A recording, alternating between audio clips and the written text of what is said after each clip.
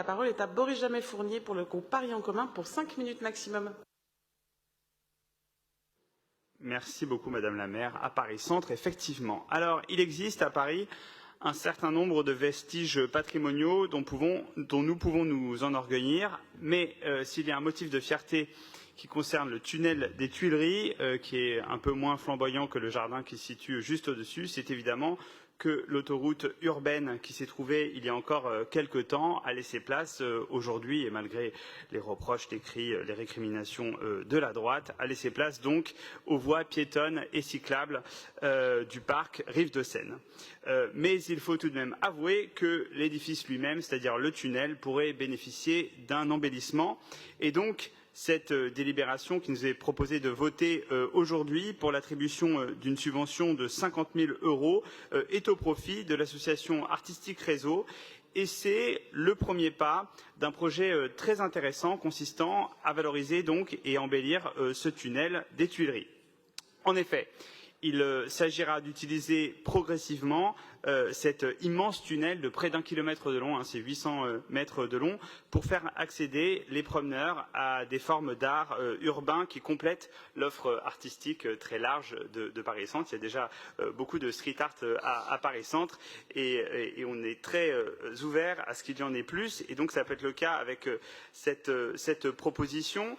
L'association artistique Réseau, qui est présente dans le champ du street art et de l'art contemporain, a sollicité la ville de Paris et a proposé un dispositif qui se développera cette année et les 2 prochaines années. Donc c'est un dispositif 2022-2024. S'il réussit, je vais l'expliquer dans un instant. Et donc il se développerait jusqu'aux Jeux olympiques et paralympiques de 2024, voire au-delà.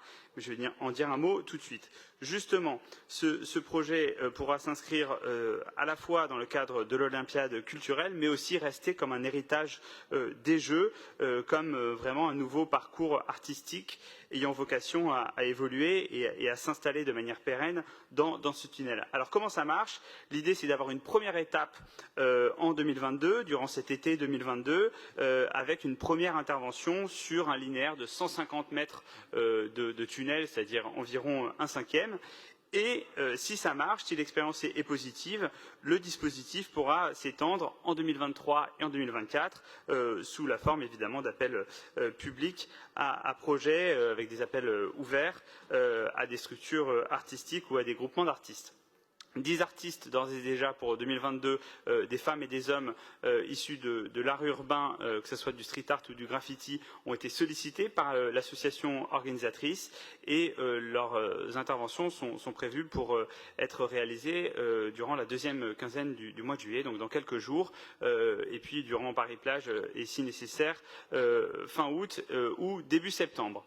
À l'automne, et c'est ça qui est vraiment intéressant, donc une intervention pendant l'été et à l'automne, une première évaluation de cette étape, un retour d'expérience avec du multi-acteur, à la fois le porteur de projet, mais aussi les services de la ville, aussi la mairie de Paris Centre, bien sûr, pour organiser ce retour d'expérience et voir quelle aura été la perception des interventions artistiques, quelle aura été la durabilité des matériaux et des dispositifs présentés, quelle aura été aussi l'attractivité du tunnel pour ses usagers et ses visiteurs.